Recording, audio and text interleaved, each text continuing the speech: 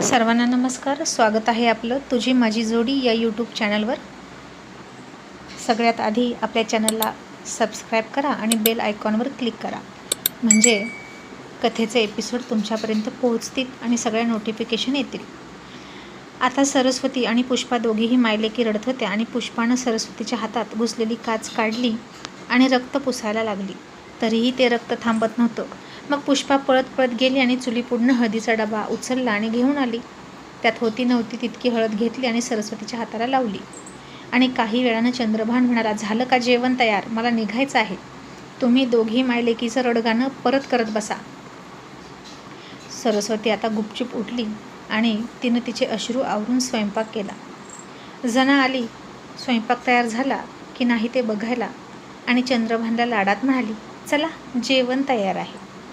आता तरी नीट बघा की माझ्या गोंधनाकडं, असं म्हणून त्याचं नाव तिनं त्याच्यासमोर पकडलं आणि म्हणाली, हे एवढं मोठं नाव गोंधताना मला खूप त्रास झाला. डोळ्यातून खूप पाणी आलं. तरी पण मी तुमच्यासाठी सगळं सहन केलं, कारण माझं तुमच्यावर खूप प्रेम आहे.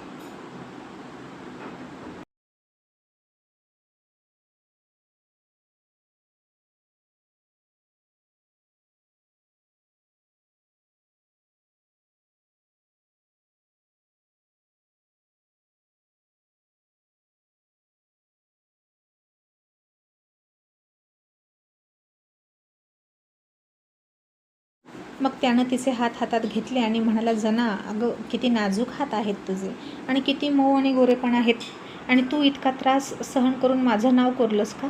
खरंच तू माझ्यावर खूप प्रेम करतेस, जे माझ्यासाठी इतका त्रास घेतला. आता हे सरस्वतीनं बाहेरून ऐकलं आणि तिला फार वाईट वाटलं.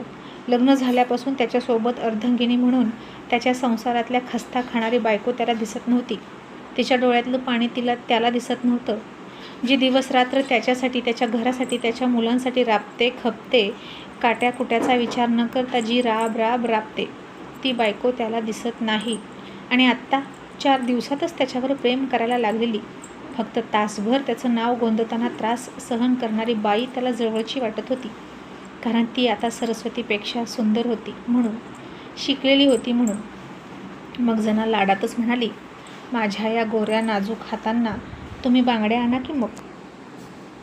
आणि म्हणूनच मी माझे हात तुम्हाला दाखवले आहेत. आणि हे ऐकलं तसं चंद्रभान गप्प बसला. मग त्यानं तिचे हात सोडले आणि म्हणाला, चल जेवायला जाऊ. मग चंद्रभान जेवायला आला तशी जनासुद्धा चंद्रभानसोबत जेवायला बसली आणि म्हणाली, तुम्ही गेल्यावर ही मला जेवण देणार नाही, म्हणून मीही तुमच्यासोबत जेवणार.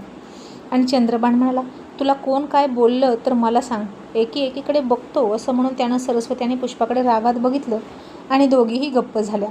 मग सगळं काम करून सरस्वती पुन्हा कामाला गेली आणि घरातला खर्च भागवण्यासाठी ती धडपड करू लागली.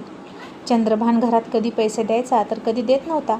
त्याच्या लहरीपणावर सगळं होतं आणि सरस्वती सगळं भागवायची, संसाराचा गाडा ओढायची. असेच काही दिवस गेले. जना मस्तपैकी खाऊन पिऊन चंद्रभानच्या जीवावर राहायची आणि त्याला सगळं आणायला लावायची. आज काय तर लाली घेऊन या, लिपस्टिक घेऊन या, पावडर घेऊन या, अत्तर घेऊन या, अशा महागड्या वस्तू सांगायची. चंद्रभानला सुद्धा हे सगळे नखरे करणारी बाई प्रथमच भेटली होती आणि तो तिला सगळं आणायचा आणि यासाठी लागणारे पैसे तो इकडून तिकडून उसनवारी करून जमा करायचा. आणि संध्याकाळी जना त्याला सगळं घालून खुश करून टाकायची आणि त्या खोलीचा तिनं रंगमहालच करून टाकला. मग सरस्वती तिथेच बाहेर झोपलेली असायची आणि तो यायचा, तिच्या अंगावर पाय टाकून जनाकडे जायचा. आणि आता असाच एके रात्री तिच्या अंगावरून पुढे जाताना सरस्वतीच्या हातावरच त्याचा पाय पडला. तशी ती जागी झाली. तिला खूप दुखलं आणि तरीही ती म्हणाली, तुम्हाला जेवायचं आहे का?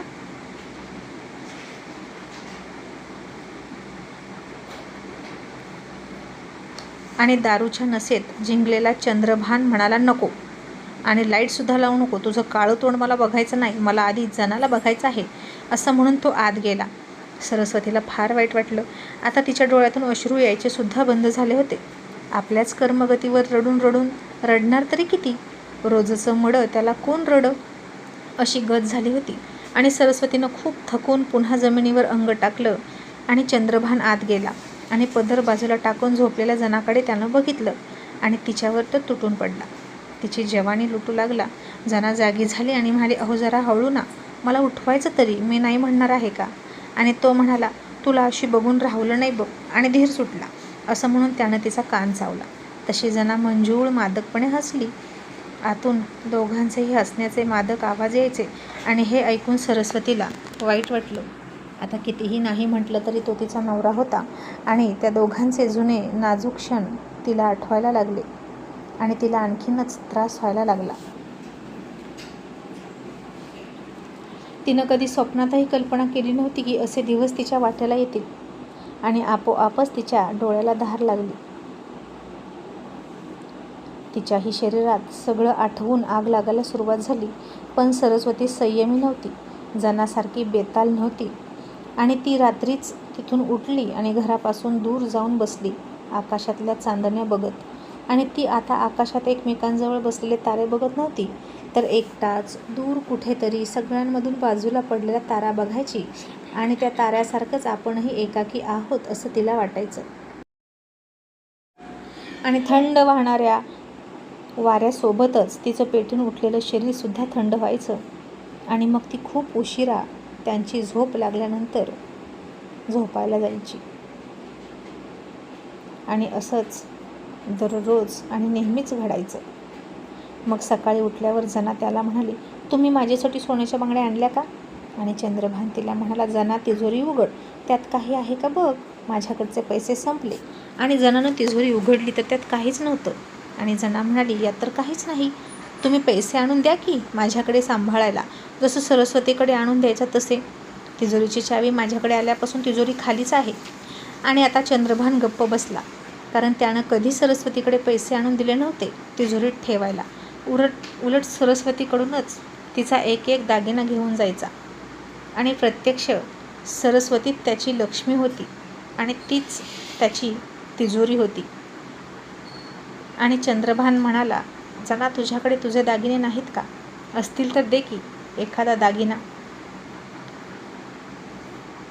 मी थोडासा अडचणीत आलेलो आहे, तुला नंतर करतो ते दागिने. कारण आता सरस्वती त्याला असे दागिने द्यायची तिचे, म्हणून त्यानं मागितले.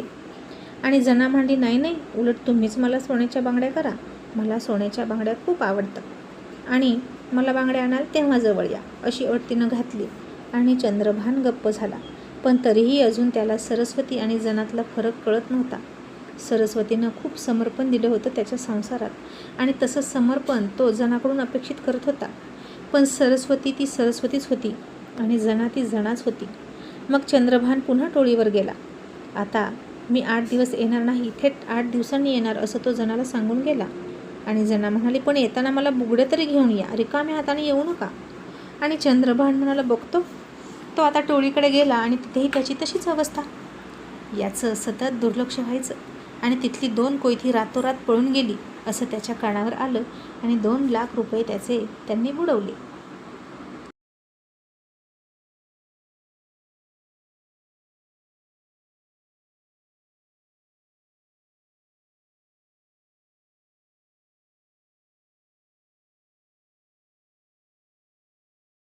आणि आता त्या पळून गेलेल्या कोयत्यांना शोधायचं की आहे त्या कोयत्यांवर लक्ष ठेवायचं आणि त्यांच्याकडून काम करून घ्यायचं, असा प्रश्न त्याच्यापुढे उभा राहिला. आता ज्याला बाईचा नाद असतो त्याला बाटलीचा नाद नाही असं होणारच नव्हतं. आणि एका गड्याला चंद्रभान म्हणाला, तुझ्याकडे 25,000 रुपये उरतात ते दे, मला अर्जंट लागणार आहेत.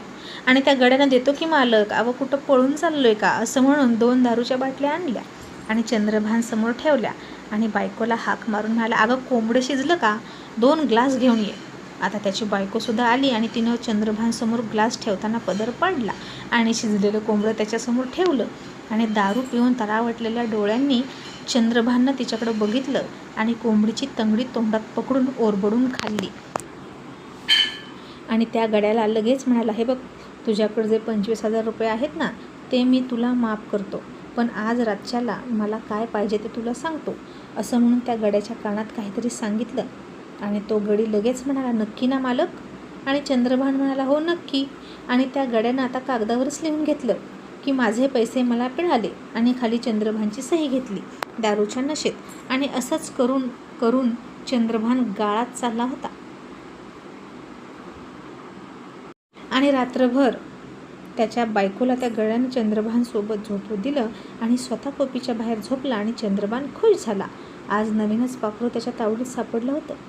आणि आता जनाच्या बुगडीचं काय करायचं असा प्रश्न त्याच्यासमोर पडला.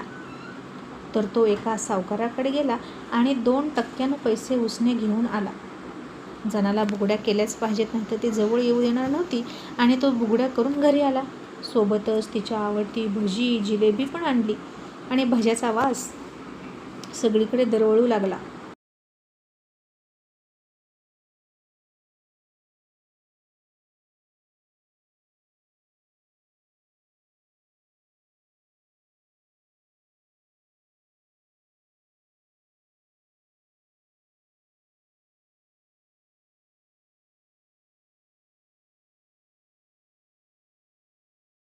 सरस्वती आणि तिची पोरं सगळं बघत होती आणि जना पोरांना खा सुद्धा म्हणाली नाही. जिलबी भजी पोट भरून खाल्लं तिनं. आणि ती चंद्रभानला म्हणाली, आज मी तुमच्यासाठी तुमच्या आवडती भाजी करते. काय खायचं सांगा. चंद्रभान म्हणाला, तू नको, सरस्वती करेल की, तिच्या हाताला जरा चांगली चव आहे. तू फक्त इथं माझ्याजवळ थांब. आता भाज्याचा वास घेऊन घेऊन पोरांना आता भजी खूप खाऊ वाटत होती आणि पुष्पा सरस्वतीला म्हणाली, आई आम्हाला पण भजी पाहिजेत. आणि सरस्वती म्हणाली, बरं मी घरी करते. आणि तिनं तिच्याकडे पैसे बघितले. या डब्यात बघ, त्या डब्यात बघ असं करून तिनं चिल्लर जमा केली. तरीही 5 रुपये कमी पडत होते पावशेर बेसन पीठ आणायला. तिच्याकडे तेवढे पैसे सुद्धा नव्हते. आणि तिनं मोठ्या पोराला चंद्रभानकडे पैसे मागायला पाठवले आणि म्हणाली, तात्यांना म्हणावं 30 रुपये द्या बेसन पीठ आणायला. आणि तिचा मोठा मुलगा संतू गेला आणि म्हणाला, तात्या आम्हाला भजी खायची आहेत, पैसे द्या की. आणि पावशेर बेसन पिठासाठी सुद्धा त्यानं पैसे दिले नाहीत आणि म्हणाला, तुम्हाला रोज भजी खायला घालून मी माझ्या अंगाची साल काढून घेऊ का. गुपचूप काय असेल ती चटणी भाकरी खायची आणि पडायचं. आणि पोक्यावर छप्पर दिलं ना तेवढं ठीक आहे, कळलं का.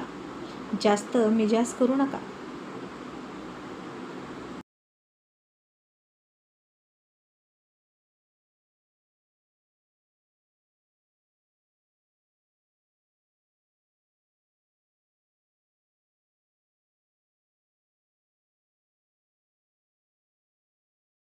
आणि आता हे ऐकून सरस्वतीला राग आला आणि ती तिथं जाऊन म्हणाली, मग इथे भजी जिलेबी आणायला कुठून पैसा येतो.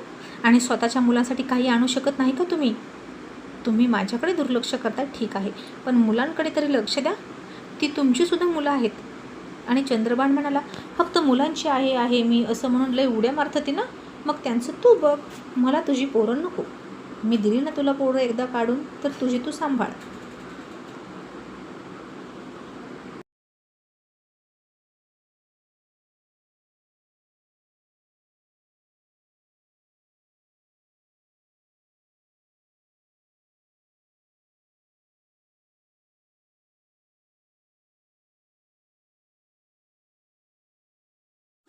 आणि चंद्रभाननं अशी जबाबदारी झटकली आणि सरस्वतीला तर काय बोलावं तेच कळेना. हा कसला अंग काढूपणा होता त्याचा. इतक्या वर्षाचा संसार करून तो कोरा करकरीतच राहिला की. आणि तिची मुलं आहेत म्हणून ती अडकली असंच का. मग ती स्वतःच गेली आणि दुकानदाराला म्हणाली, दादा उसनं बेसन द्याल का, पैसे परत देते. आणि तो दुकानदार म्हणाला, सरस्वती अक्का, अगं आधीचीच 1000 रुपये उधारी आहे, ती कधी देते सांग. तुझा नवरा आल्यावर देते म्हणतेस ना. मग चंद्रभान येतो जातो आम्हाला दिसतोय की, पण तू पैसे देत नाहीस. मला पण माल भरायला पैसे लागतात की. आणि आता सरस्वतीसमोर प्रश्न पडला, जो माणूस पावशेर बेसनला पैसे देत नाही तो 1000 रुपये दुकानाची उधारी देईल का. तो सुद्धा इथे येतो, खातो, जनासुद्धा त्यातच खाते, त्याची आईसुद्धा खाते. आणि यानं पैसा म्हणून द्यायचा नाही, असं कसं चालणार. आणि हे सगळं बघायचं कोणी, तर फक्त आणि फक्त सरस्वतीनं.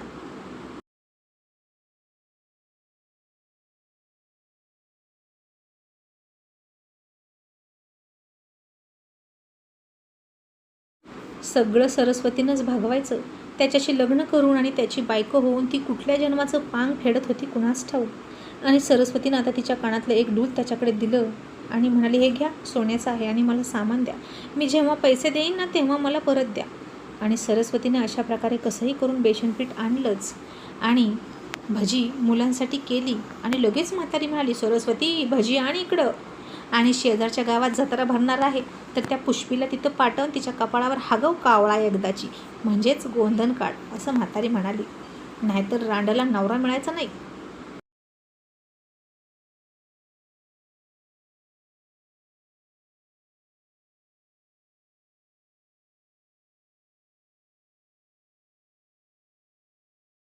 आणि पुष्पाला आता खूप राग आला आणि ती म्हणाली, आजी तूच रांड, आणि कशाला आमची भजी खातेस आणि मागतेस कशाला, मला आणि माझ्या आईला शिवे देतेस ना. तसं सरस्वतीनं तिचं तोंड धरलं, कारण चंद्रभान घरातच होता आणि म्हातारीला पुष्पा उलटी बोलते म्हणून चंद्रभाननं तिला अजून मारली असती. पण पुष्पासुद्धा आगाऊच होती. आपल्या आईवर होणारा अन्याय ती सहन करू शकत नव्हती. मग सरस्वतीनं 4 भजी म्हातारीला दिली. जनानं मात्र दरवाजा लावून घेतला. चंद्रभानसोबत हसत खिदळत बसली आणि त्याला दूर ढकलत म्हणाली, आधी मला बुगड्या आणल्या का सांगा.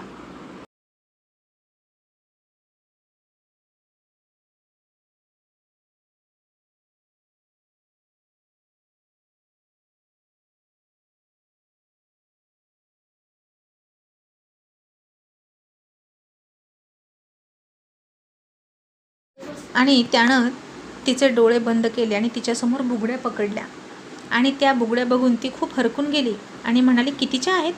तो म्हणाला, 8,000च्या. मग दुसऱ्या दिवशी रविवार होता आणि पुष्पानं पाटी घेतली आणि शेणकूट गोळा करायला गेली. सरस्वतीनं भिंतीला थापून केलेल्या गोवऱ्या काढल्या आणि ते सगळं एका पोत्यात भरलं आणि भिंतीला ते पोतं टेकवून ठेवलं आणि अशी 5-5 पोती तिनं तयार करून ठेवली होती.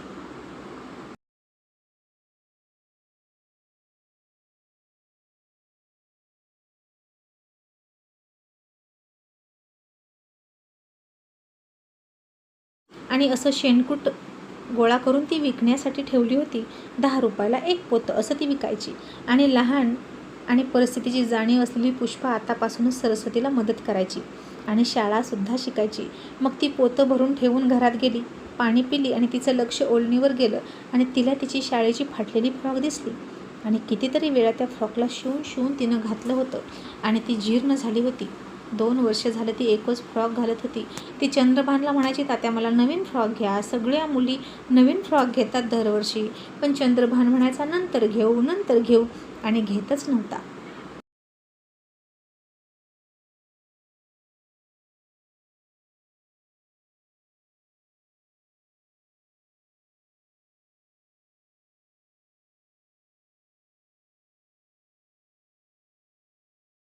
आता चंद्रभान जना खोलीत होते. त्यानं दुपारीच कपडे काढून जणाला अंगाखाली घेतली होती आणि त्याचवेळी पुष्पानं दरवाजा वाजवला.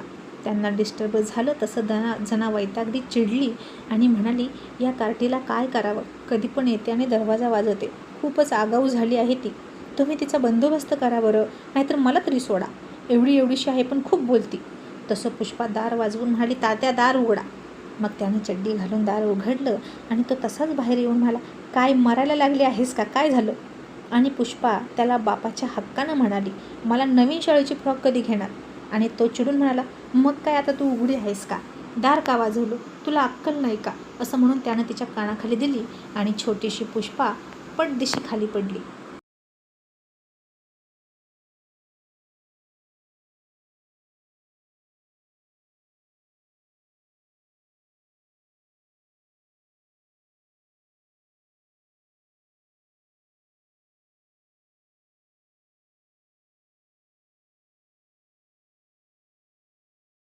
आता पुष्पा रडायला लागली, पण तिला अन्याय सहन होईना आणि ती रागात म्हणाली, मग काकीला कसं आणता आणि आम्हाला काय होतं आणायला, तिला कसं साड्या आणता, मला पण फ्रॉक घ्या. आणि चंद्रभान चिडला आणि त्यानं तिचं दप्तरच घेतलं आणि समोरच असलेल्या हौदामध्येच टाकलं. हौद पाण्यानं काठोकाठ भरला होता. आणि शाळेच्या फ्रॉकसाठी भांडतेस का, मग बास झाली तुझी शाळा, तू शेणकुटच गोळा कर, शिकून वकिलीन होणार नाही तू, असं म्हणून त्यानं दारच बंद केलं. आणि छोटी पुष्पा तिच्या उंचीपेक्षाही मोठ्या हौदात पडलेल्या तिच्या दप्तराकडे पाण्यात वाकून बघत रडायला लागली. आणि भिजलेल्या तिच्या दप्तराकडे बघून तिचं काळीज तिळ तुटत होतं आणि तिच्या डोळ्यातले अश्रू एक एक करून त्या हौदातल्या पाण्यात मिसळत होते आणि तिच्या वेदनाही त्या पाण्यात मिसळत होत्या. पण उरलेल्या वेदना ज्या तिच्या काळजाला होत होत्या त्या मात्र अजूनही संपलेल्या नव्हत्या. स्टोरी आवडली असेल तर कृपया लाईक करा आणि कमेंट्स करून नक्की सांगा. मला माहीत आहे अशा स्टोरी आवडत नाहीत जास्त करून यूट्यूबवाल्यांना, पण असू द्या. आणि कसं आहे, यूट्यूबवाल्यांना लागतं छंदी फंदी स्टोरी, बरोबर ना? पण ही स्टोरीसुद्धा पुढे इंटरेस्टिंग होणार आहे आणि ऐकायला आणखीन मजा येणार आहे. Thank you so much.